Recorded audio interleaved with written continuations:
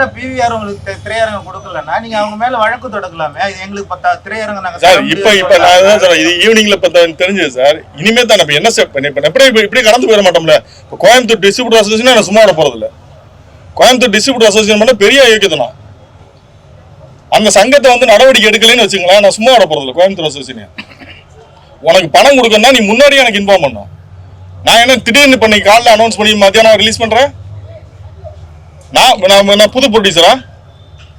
நீ என்கிட்ட நீ பேசி என்ன வாங்கிக்கலாம்ல. ரெகுலர் ப்ரொடியூசர் தானே. நீ எப்படி நீ படத்தை தேட்டர் கொடுக்க மாட்டேன் நிப்பாட்டோ? நீ உனக்கு யார் அந்த அதிகாரத்தை கொடுக்குறது? நீ அவ்வளவு பெரிய ஆட்களா? நீங்க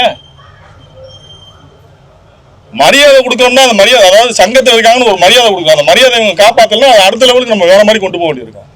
என்ன பண்ணுவ நீ? என்னை தொழில் பண்ண விடாம நீ தடுத்துருவியா? நீ உன்னால என்ன பண்ண முடியும்? சிஎம் பார்வைக்கு அதை கொண்டு போவீங்களா?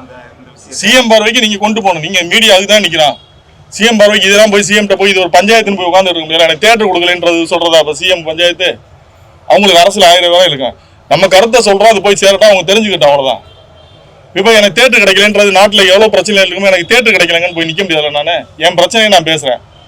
என் பிரச்சனைன்றதை விட இவரோட பிரச்சனை எனக்கு ஒன்றும் கிடையாது. இந்த படத்துல இவரோட பிரச்சனை. இவன் ஒரு இயக்குனரா 2 படம் எடுத்தவன். இந்த படம் கொண்டு போய் சேரணும்னு எவ்வளவு ஆசைப்பட்டிருப்பான்.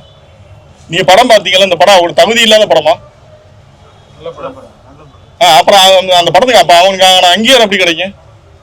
புதுசா அப்புறம் எப்படி உருவாவாங்க? நீ புது ஆளுகளுக்கு யாருக்குமே தேட்டர் கொடுக்க மாட்டீங்கன்னா புதுசா அப்புறம் எப்படி ஆள் வருவாங்க? தியேட்டர்காரங்களை யாரை கண்ட்ரோல் பண்றாங்க? தியேட்டர்காரங்களை யாரு கண்ட்ரோல் பண்ணா? அவங்க தியேட்டர் அசோசியேஷன் கேட்கணும். கஷ்டம் சொல்லிட்டீங்க சார். இதுக்கு முன்னாடி வரணுங்களும் எல்லாரும் மறுத்து நாங்க இங்க பாத்துக்கிட்டு இருக்கோம். எல்லாருமே சின்ன படங்களுக்கு தியேட்டர் கடையில காலில் கொடுக்குறாங்க. சாயங்காலம் சார் படத்துக்கே அப்படி வந்து அப்படிங்கும்போது இதை கவனிப்பு